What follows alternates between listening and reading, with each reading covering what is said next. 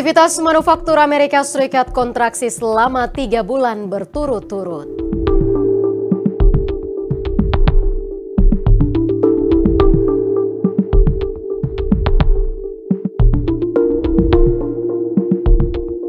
Dihajar tarif tinggi, manufaktur Cina turun tajam ke level terlemah sejak September 2022.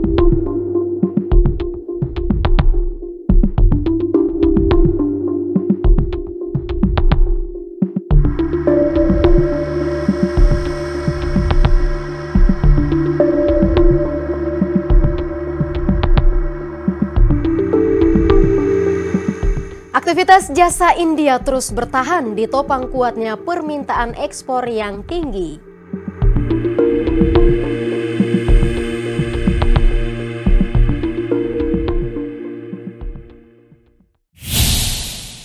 Halo sahabat kabar bursa, apa kabar Anda akhir pekan ini? Selain 3 berita tadi, Bursa Global sepekan juga akan menyajikan data perekonomian penting 2 hingga 6 Juni 2025.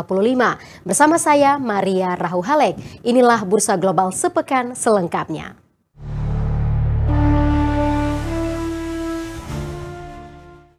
Sahabat kabar bursa, perang dagang yang berkepanjangan membuat aktivitas manufaktur Amerika Serikat kontraksi selama 3 bulan berturut-turut. Kemudian indeks impor juga turun ke level terendah dalam 16 tahun terakhir. Institute for Supply Management ISM pada Senin pekan ini waktu setempat merilis indeks manufaktur Amerika Serikat yang turun tipis 0,2 poin pada Mei 2025. Indeks manufaktur ISM berada di level 48,5 yang mencerminkan kontraksi lanjutan selama 3 bulan berturut-turut. Data ISM juga melaporkan indeks impor yang turun 7,2 poin menjadi 39,9 pada Mei 2025. Penurunan bulanan ini merupakan yang terbesar yang pernah tercatat dan menjadi yang terendah dalam 16 tahun terakhir. Data manufaktur dan impor ini menjadi cerminan bahwa ketidakpastian global akibat penerapan tarif tinggi Presiden Donald Trump semakin meluas. 7 industri kontraksi sepanjang Mei tahun ini, kontraksi terdalam dipimpin produk kertas, kayu, dan percetakan. Tidak berbeda jauh dengan manufaktur, aktivitas jasa Amerika Serikat juga kontraksi. Indeks jasa masuk zona kontraksi untuk pertama kalinya dalam setahun pada Mei 2025. Itu terjadi akibat semakin sepinya permintaan baru. Aktivitas jasa Amerika Serikat untuk pertama kalinya dalam setahun terakhir masuk ke zona kontraksi. Kondisi itu terjadi akibat penurunan permintaan baru semakin sepi. Data Institute for Supply Management ISM yang dirilis pada Rabu pekan ini waktu setempat mencatat indeks jasa turun 1,7 poin pada Mei 2025 menjadi 49,9. Angka di bawah 50 menandakan perkembangan laju yang kontraksi. Data ISM juga mencatat indeks pesanan baru anjlok 5,9 poin menjadi 46,4. Ini menjadi penurunan terbesar sejak Juni 2025. Kemudian, indeks aktivitas bisnis juga turun 3,7 poin berada di level 50. Indeks ini menjadi indikator produksi di pabrik. Selain melemahnya pesanan baru, para perusahaan penyedia jasa juga menghadapi biaya operasional yang lebih tinggi. Kondisi ini tercatat dengan melonjaknya indeks harga yang dibayarkan naik menjadi 68,7. Angka menjadi level tertinggi sejak November 2022. Masih dari Amerika, jumlah lowongan pekerjaan di Amerika Serikat secara tak terduga melonjak pada April 2025. Kondisi ini memperlihatkan pasar tenaga kerja yang masih bergairah di tengah ketidakpastian global. Angka perekrutan tenaga kerja juga meningkat.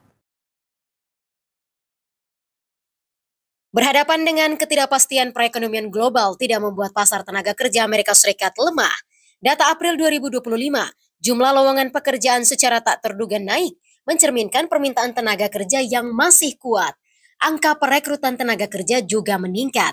Biro Statistik Tenaga Kerja Amerika atau BLS pada Selasa pekan ini waktu setempat merilis jumlah posisi lowongan pekerjaan yang tersedia naik menjadi 7,39 juta pada April 2025. Angka itu naik dari Maret 2025 yang berada di posisi 7,20 juta. Meningkatnya jumlah lowongan pekerjaan terjadi pada sektor swasta seperti layanan profesional dan bisnis, kemudian layanan kesehatan, dan bantuan sosial. Selanjutnya, lowongan pekerjaan di pemerintah federal juga naik. Sementara itu, lowongan pekerjaan di sektor manufaktur dan pariwisata menurun drastis. Selanjutnya, lowongan pekerjaan di sektor pendidikan lini pemerintah daerah dan negara bagian juga menurun. Kenaikan jumlah lowongan ini sejalan dengan laju perekrutan yang stabil dan tingkat pengangguran yang rendah. Namun, para ekonom setempat memperkirakan pasar tenaga kerja dapat melemah dalam beberapa bulan mendatang karena tekanan kebijakan tarif Presiden Donald Trump. Mereka juga mengkhawatirkan akan butuh waktu lebih lama untuk para pencari kerja dalam mendapatkan pekerjaan baru. Pengadilan Perdagangan Internasional Amerika Serikat memutuskan sebagian besar tarif tinggi Presiden Donald Trump ilegal. Pengadilan juga menilai tindakan Trump melanggar hukum federal. Presiden Amerika Serikat Donald Trump terpukul telak sebagian besar kebijakan tarif tingginya kepada banyak negara dianggap ilegal dan diblokir Pengadilan Perdagangan Internasional Amerika Serikat di Manhattan, New York. Ini menjadi pukulan bagi agenda ekonomi Donald Trump.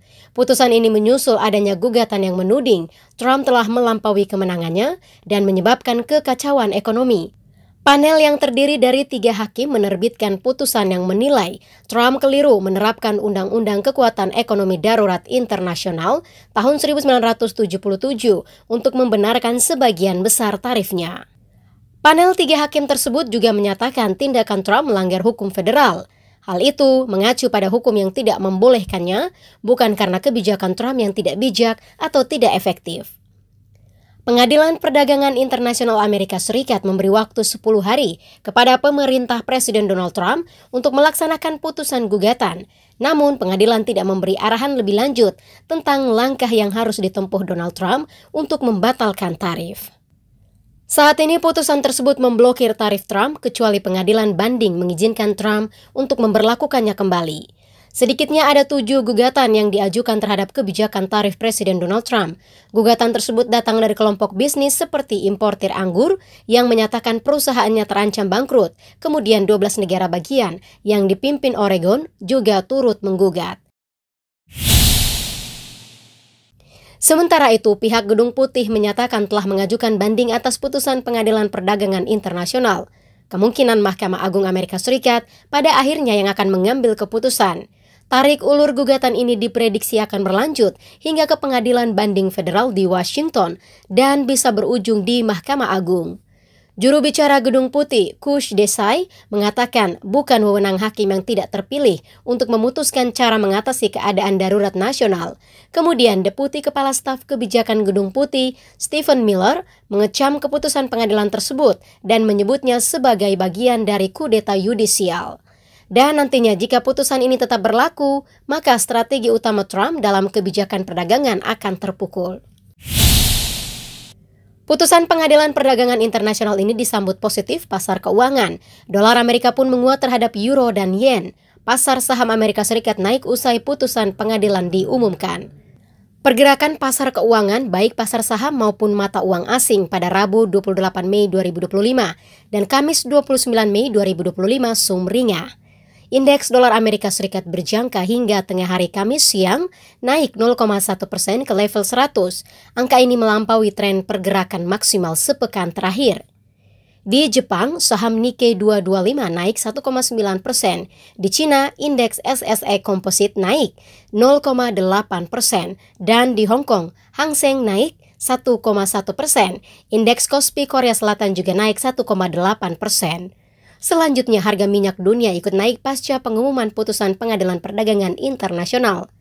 Minyak Brent naik menuju $66 Amerika per barrel setelah naik 1,3%. Amerika Serikat perpanjang penangguhan tarif impor sejumlah barang asal Cina hingga 31 Agustus 2025. Perpanjangan berlaku untuk 164 barang dari Cina, termasuk komponen semikonduktor, perangkat keras telekomunikasi, barang dirgantara, hingga bagian perangkat medis. Kantor Perwakilan Perdagangan Amerika Serikat USTR tertanggal 31 Mei 2025 memperpanjang penangguhan tarif impor sejumlah barang asal Cina hingga 31 Agustus 2025. Perpanjangan penangguhan berlaku untuk 164 barang dari Cina, termasuk komponen semikonduktor, perangkat keras telekomunikasi, barang dirgantara, dan bagian perangkat medis. Perpanjangan menyangkut tarif 10% yang telah diterapkan. Selain itu, perpanjangan juga mempertahankan pengecualian untuk 14 kategori peralatan pembuatan panel surya Cina, seperti pemotong wafer dan laminator modul. Aturan perpanjangan penangguhan tarif mengikuti kesepakatan sementara yang telah dicapai Amerika Serikat dan Cina pada bulan Mei 2025. Kita beralih ke Eropa. Aktivitas manufaktur zona euro perlahan kembali bergeliat. Indeks manufaktur naik tipis pada Mei 2025, meski masih berada dalam area kontraksi. Kenaikan ditopang dengan meningkatnya produksi selama bulan ketiga berturut-turut. Aktivitas manufaktur zona euro menunjukkan tanda-tanda pertumbuhan, meski masih berada dalam ranah kontraksi. Aktivitas manufaktur tumbuh positif. Data HCOB Eurozone yang dirilis pada Senin pekan ini, waktu setempat mencatat Purchasing Managers Index PMI manufaktur zona euro naik 0,4 poin menjadi 49,4 pada Mei 2025. Sementara pada April 2025 indeks manufaktur hanya berada di angka 49,0. Kenaikan ini ditopang dengan naiknya produksi selama bulan ketiga berturut-turut. Kondisi ini juga menjadi laju tercepat sejak Mei 2022. Peningkatan produksi juga terjadi di Jerman, Prancis, Italia, dan Spanyol. Ini mencerminkan pemulihan ekonomi yang meluas di tengah tantangan kebijakan tarif impor Amerika Serikat. Kemudian, pesanan baru stabil setelah hampir 3 tahun mengalami penurunan. Data HCOB Eurozone juga mencatat tingkat ketenaga kerjaan yang terus menurun, namun penurunan berlangsung pada tingkat paling ringan sejak September 2023. Perang dagang antara Amerika Serikat dengan China mulai memukul sektor manufaktur negeri tirai bambu. Aktivitas manufaktur masuk dalam zona kontraksi pada Mei 2025, turun tajam ke level terlemah sejak September 2022. Arus perdagangan yang membaik belum mampu menopang perekonomian yang masih tertekan. Aktivitas manufaktur Cina terus terpuruk di tengah tekanan perang dagang dengan Amerika Serikat. Data Caixin yang rilis pada Selasa pekan ini waktu setempat mencatat Purchasing Managers Index atau PMI manufaktur turun menjadi 48,3 pada Mei 2025. Sementara data April 2025, PMI manufaktur berada di level 50,4. Data Caixin ini menggambarkan pertahanan dari kondisi ekspor Cina. Banyak perusahaan yang berjuang dan beradaptasi setelah gencatan perang dagang berlangsung antara Amerika Serikat dengan Cina. Kedua negara sepakat untuk menurunkan tarif selama 90 hari sejak 14 Mei lalu. Di Cina, banyak perusahaan yang mengurangi aktivitas pembelian dan memangkas jumlah pekerja. Bahkan ekonom setempat memprediksi prospek sektor manufaktur belum akan membaik dalam beberapa bulan ke depan di tengah ancaman tarif tinggi Amerika. Kita beralih ke India. Negeri Bollywood masih menunjukkan kekuatan ekonominya pada Mei 2025 di tengah ketidakpastian global. Aktivitas jasa bertahan dalam ekspansif ditopang kuatnya permintaan ekspor yang tinggi. Di tengah ketidakpastian kondisi perekonomian global, aktivitas jasa India tetap tumbuh kuat pada Mei 2025. Tingginya permintaan ekspor dan pasar tenaga kerja yang stabil menjadi penopang pertumbuhan tersebut. Data S&P Global yang rilis pada Rabu pekan ini waktu setempat mencatat Purchasing Managers Index atau PMI jasa naik tipis 0,1 poin menjadi 58,8 pada Mei 2025. Sementara data April 2025, PMI jasa hanya 58,7. Data ini menjadi indikator penting sektor jasa India. Meski berada pada zona ekspansi, laju sektor jasa India sedikit lambat dari perkiraan. Saat ini India tengah menjadi sorotan global pasca pengumuman ekonomi mereka menempati posisi keempat terbesar dunia.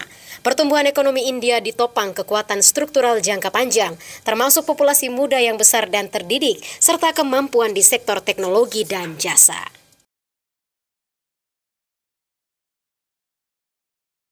Demikian Bursa Global sepekan kali ini. Jangan lupa ikuti terus berita teraktual, analisa pasar, mata uang, serta investasi di portal berita kabarbursa.com. Atas nama kru yang bertugas, saya Maria Rahuhalek. Pamit undur diri, terima kasih dan sampai jumpa.